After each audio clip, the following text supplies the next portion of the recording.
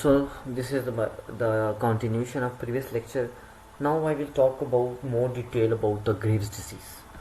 Actually, Graves disease is an autoimmune disorder in which so, all thyroid problem common in female.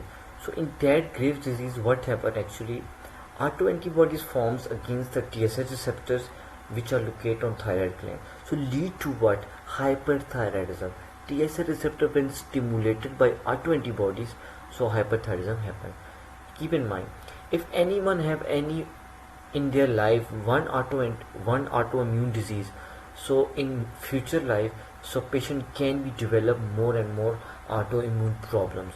For example, if patient have pernicious anemia, which is autoimmune disorder, so in later on he or she might develop Graves disease, because if someone get any autoimmune disorder in the life, maybe in the future they will get another autoimmune disorder.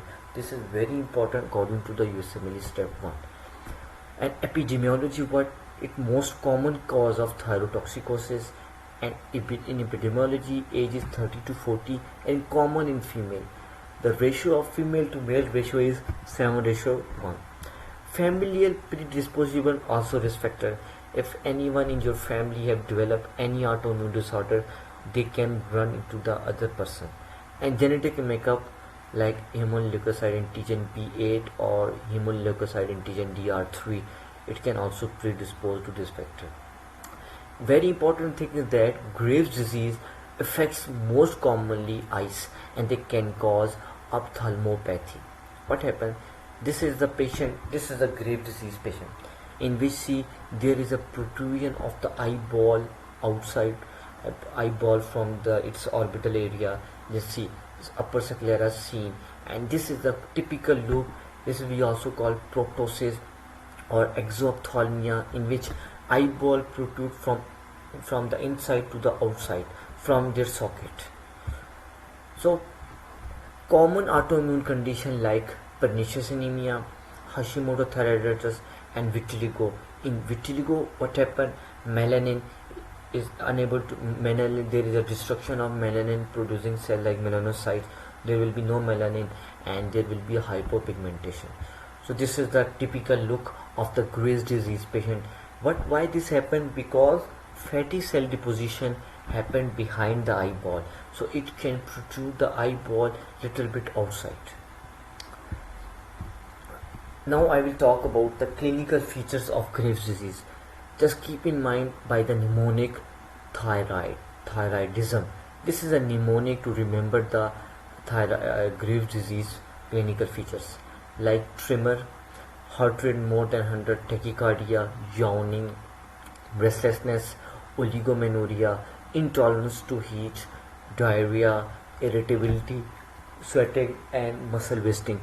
So this is about the clinical features of Graves disease, how it can present. So now I'll talk about system by system. In the CVS, it can show clinical feature like tachycardia.